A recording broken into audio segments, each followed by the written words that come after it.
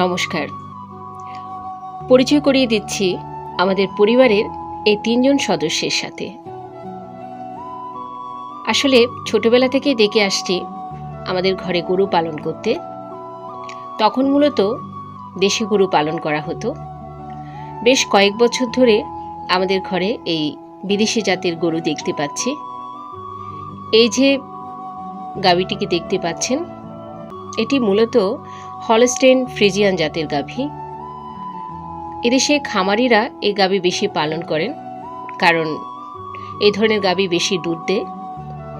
এই জাতের গাভী মূলত নেদারল্যান্ড থেকে এসেছে।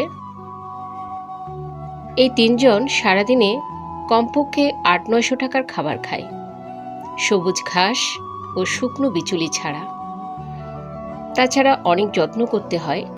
বছরে কৃমিনাশক ওষুধ, জ্বর, ডায়রিয়ার ওষুধ তো আছেই, আবার প্রতিদিন স্নান করাতে হয়।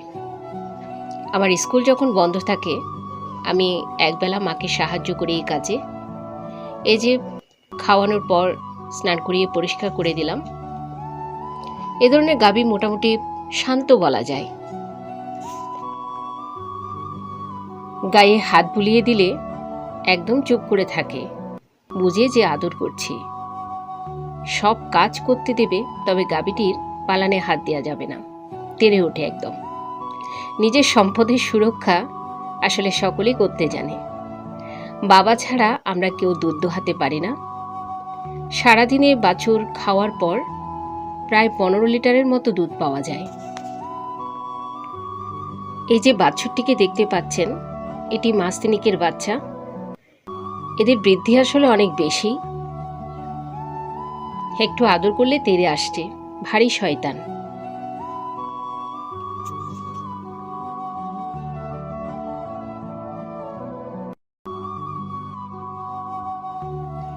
এই বাচ্চাটিও এই গাভীর ১ বছরের মতো বয়স হবে। সবসময় পরিষ্কার রাখে নিজের শরীর। দেখেন পশমগুলো কেমন চকচক করছে। এইখানে বৈদ্যুতিক পাখারও ব্যবস্থা রাখা আছে। আবার রাতের বেলা মশার কয়েলও দিতে হয়।